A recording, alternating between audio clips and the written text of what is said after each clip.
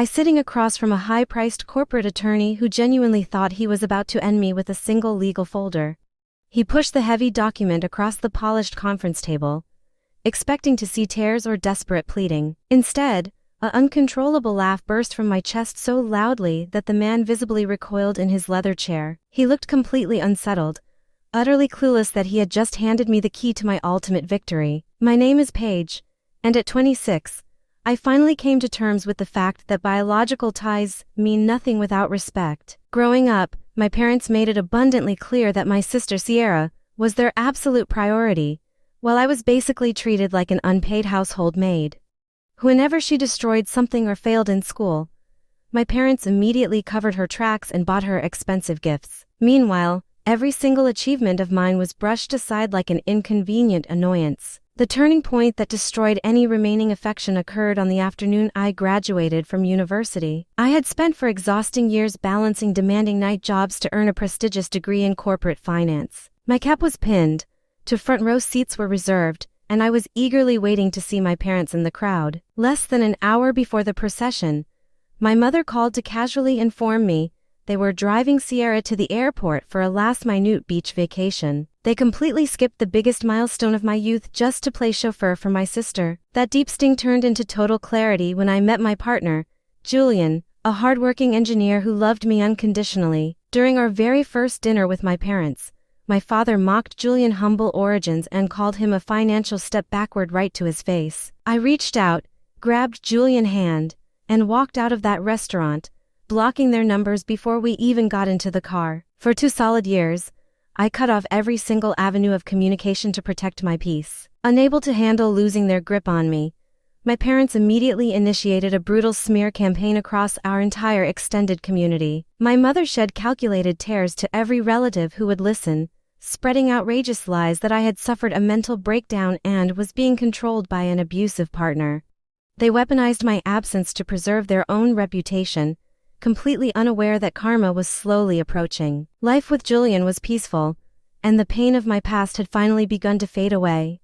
That tranquil reality shattered on a dismal Tuesday morning, when a process server delivered an urgent summons to my office desk. The letter came from a ruthless corporate legal firm representing my father, demanding my immediate presence regarding an urgent estate matter. Fear surged through my veins as I wondered if they were attempting to legally declare me incompetent based on their manufactured rumors. Stepping into that lavish law office the next afternoon felt like walking straight into an interrogation room. The attorney offered no polite greeting, simply sliding a thick manila folder across his executive desk while demanding that I sign the enclosed contract immediately. I pulled out the crisp white paper, fully expecting a lawsuit or a formal disownment letter. However, as my eyes scanned the precise legal jargon, the underlying truth became painfully obvious. This document was not an attack, but rather a desperate, panic-filled plea for help disguised as a legal demand. Over the previous 2 years, my father had handed over operational authority of his massive shipping company to my golden child sister.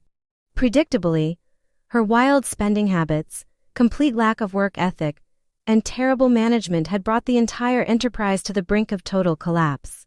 They were facing immediate bankruptcy and massive foreclosure from their primary corporate lenders. Because my late grandfather had placed a minority stake of the business into a trust under my name as a child, the bank refused to issue an emergency bailout without my written consent. My parents were completely drowning in toxic debt, and they desperately needed my flawless credit score and legal signature to save themselves. They actually believed they could intimidate me into absorbing their colossal financial disaster without offering a single real apology. The sheer absurdity of their desperate trap was so overwhelming that I completely lost my composure. I broke into a ringing, loud laugh that echoed off the high glass walls, causing the lawyer to quickly rearrange his papers in visible distress. He awkwardly asked if I comprehended the severity of the paperwork, to which I replied that I understood their total desperation far better than he realized. They had spent years branding me as insane, yet now they were begging for my help. I shoved the unsigned agreement right back into the center of his mahogany desk with a cold smile. I instructed him to tell my father that I was rejecting their insulting offer completely and utterly. Furthermore,